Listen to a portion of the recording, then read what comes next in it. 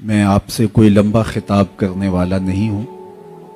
ویسے بھی ہماری فقہ کا مسئلہ ہے کہ وَطَعَامٌ تَتُوقُ إِلَيْهِ النَّفْسُ، وہ کھانا جس کی طرف طبیعت کا میلان اور رجحان ہو، جب میسر ہو تو نماز با جماعت ساقط ہو جاتی ہے۔ پہلے کھانا کھا لیں اور اس کے بعد آپ بعد میں نماز پڑھ لیں۔ کہیں ایسا نہ ہو کہ نماز کے اندر کھانے کا خیال بار بار آتا رہے۔ تو ایسی تقریبات میں ہمارے دوستوں کی آرزو ہوتی ہے کہ کچھ واعظ کیا جائے، لیکن میری خواہش ہوتی ہے کہ لمبی گفتگو ایسے موقعوں پر نہ کی جائے، چونکہ مجھے اس بات کا حکم بھی ہے اور میں اس موقع کو سمجھتا بھی ہوں کہ زیادہ طویل خطاب مناسب نہیں ہے۔ یہ کھانے کی دعوت ہے، دعوت طعام ہے، اور آپ اسی مقصد کے لیے آئے ہیں، تو چند باتیں آج کی تقریب کے حوالے سے ہی آپ کے سامنے رکھنے کے بعد اجازت چاہ لوں گا۔ اللہ تعالیٰ میری زبان پر کلمۃ الحق جاری فرمائے۔ میں چاہوں گا کہ میں زیادہ 15 سے 20 منٹ آپ سے مخاطب اگر رہوں تو اتنی دیر آپ کی مکمل توجہ اور انہماک مجھے حاصل رہے، تو جو باتیں کہی جا رہی ہیں وہ میرے اور آپ کے لیے نافع ہو سکتی ہیں۔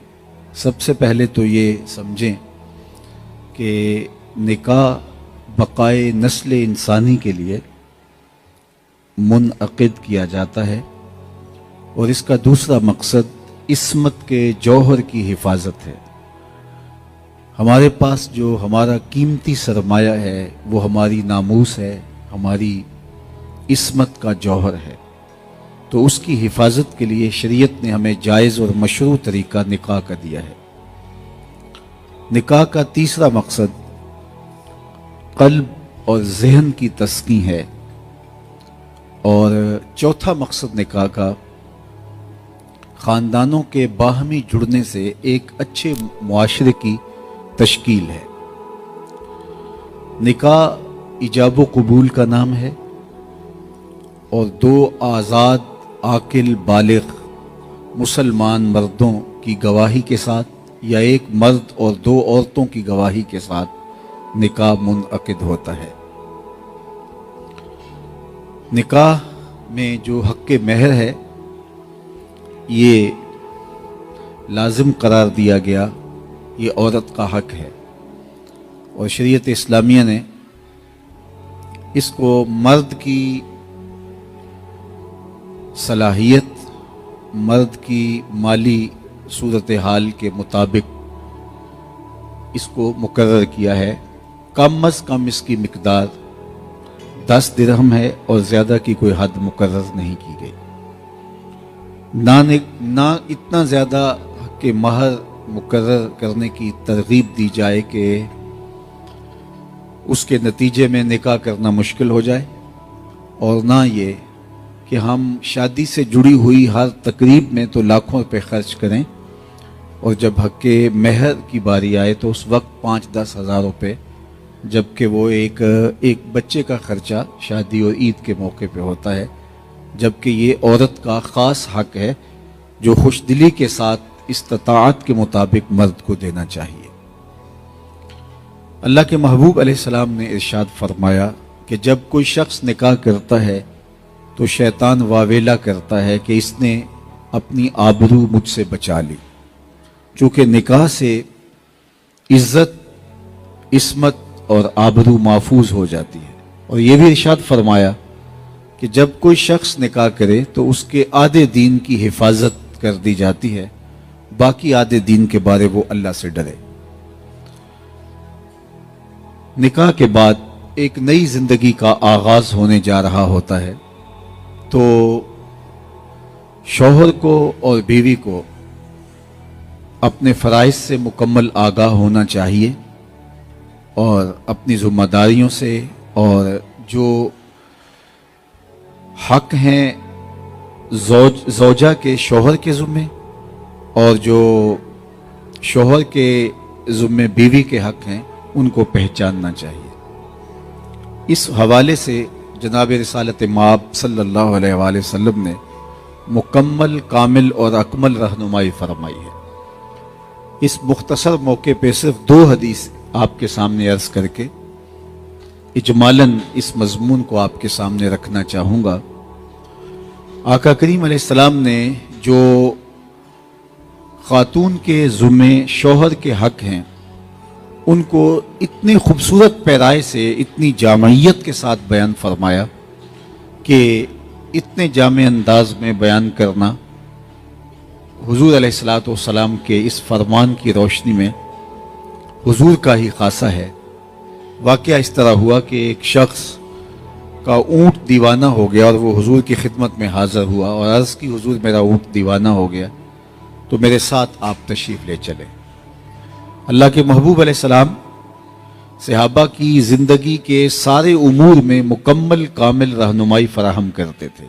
اب اونٹ دیوانہ ہو گیا ہے اور یہ مسئلہ لے کر بھی وہ حضور کی خدمت میں حاضر ہوتے، اور آقا کریم نے یہ نہیں کہا کہ یہ میرا موضوع نہیں ہے، یہ تمہارے معاملات ہیں۔ حضور اس کے ساتھ چل دیے اور جس باغ میں اونٹ تھا حضور اس باغ میں ان لوگوں کے ساتھ داخل ہوئے۔ حضور کے کچھ اصحاب بھی حضور کے ساتھ تھے۔ جو ہی اس اونٹ نے حضور کو دیکھا تو وہ دور سے دوڑتا ہوا حضور کی جانب آیا۔ صحابہ کہتے ہم ڈر گئے کہیں حضور کو کوئی گزر نہ پہنچا دے، کوئی نقصان نہ دے دے، لیکن وہ دوڑتا ہوا آیا اور اس نے اپنی پیشانی حضور کے قدموں میں رکھ دی اور سجدہ ریز ہو گیا۔ جب اس اونٹ کی اس محبت کو اور اس پیار کو دیکھا تو برجستہ صحابہ کی زبان پر جو کلمات آئے وہ یہ تھے، نحنو احق ان نسجد للنبی صلی اللہ علیہ وآلہ وسلم، حضور ہمارا بھی جی چاہتا ہے کہ ہم آپ کو سجدہ کریں۔ جب یہ اونٹ ہو کر کے آپ کے لیے سجدہ ریز ہوتا ہے تو ہمارا جی بھی چاہتا ہے کہ آپ کے لیے اپنی پیشانی جھکائیں اور آپ کے حضور سجدہ کریں۔ یہاں سے سجدہ تعبدی مراد نہیں ہے، تعظیمی سجدہ مراد ہے۔ سجدہ تعبدی کسی شریعت میں بھی جائز نہیں رہا۔ تعظیمی سجدے پچھلی شریعتوں میں جائز تھے، جس طرح حضرت یوسف علیہ السلام کے سامنے حضرت یعقوب علیہ السلام اور حضرت یوسف علیہ السلام کے برادران کا سجدہ، حضرت آدم علیہ السلام کے سامنے فرشتوں کا سجدہ، وہ تعظیمی سجدے تھے۔ تعبدی سجدہ اللہ کے علاوہ کبھی کسی شریعت میں بھی جائز نہیں ہوا۔ تو تعظیمی سجدے کی انہوں نے اجازت طلب کی، حضور نحن احق ان نسجد للنبی، ہم آپ کو سجدہ کریں، ہمیں اس کی اجازت دی جائے جب اونٹ ہمارے سامنے سجدہ کر رہا ہے۔ تو آقا کریم نے صحابہ سے ارشاد فرمایا، اگر اللہ کے علاوہ کسی کے لیے سجدہ روا ہوتا تو میں بیوی کو حکم دیتا کہ وہ شوہر کو سجدہ کرے۔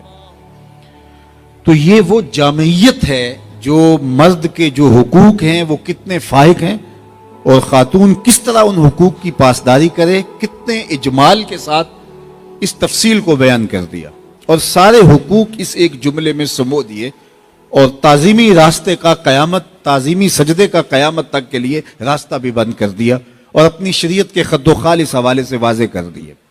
یہ ہے جامعیت، لہو خورشید کا ٹپکے اگر ذرے کا جگر چیرے۔ تو یہ ہے حضور علیہ السلام کی فصاحت، آقا کریم علیہ السلام کی بلاغت۔ خود فرمایا انا افصح العرب، عربوں میں سب سے زیادہ فصیح میں ہوں، بات کرنے کا جو ڈھب اور سلیقہ مجھے آتا ہے وہ کسی اور کو نہیں آتا، اور یہی کلام کا حسن ہوتا ہے۔ یہ نہیں ہے کہ 3 گھنٹے کی تقریر اور نتیجہ نکالو تو کچھ بھی نہیں۔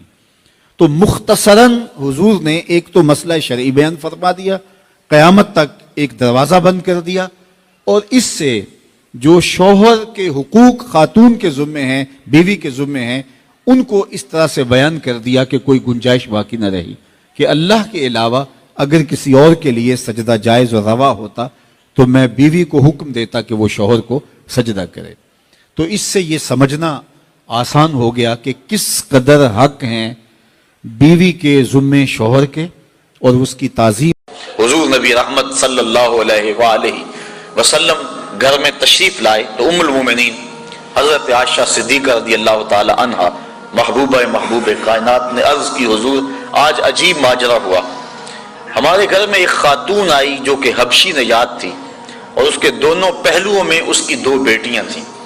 اس نے صدا لگائی، میں نے سارا گھر ڈھونڈا لیکن اس کو دینے کے لیے کچھ نہ ملا۔ میں نے پھر کوشش کی کہ حضور کا گھر ہے اور سائل خالی نہ جائے، میں نے دوبارہ کوشش کی تو ایک خشک کھجور مل گئی، چوہارا مل گیا، میں نے وہی چوہارا اٹھا کے اس عورت کو دے دیا۔ سخت بھوک لگی ہوئی تھی، اس کا پیٹ کمر سے لگا ہوا تھا، لیکن اس نے اس کھجور کو 2 حصوں میں تقسیم کیا اور ایک اس بیٹی کے منہ میں ڈال دیا اور ایک ٹکڑا اس بیٹی کے منہ میں ڈال دیا۔ خود بھی بھوکی تھی لیکن اس نے خود نہیں کھایا۔ یہ کہتے کہتے ام المومنین آبدیدہ ہو گئیں کہ حضور وہ خود بھی بھوکی تھی لیکن اس نے یہ بیٹیوں کو دیا۔ تو آقا کریم فرمایا عائشہ کل قیامت کے دن گناہوں کے سبب سے یہ خاتون اگر جہنم کا ایندھن بننے لگی تو یہ بیٹیاں درمیان میں آڑ بن کے کھڑی ہو جائیں گی۔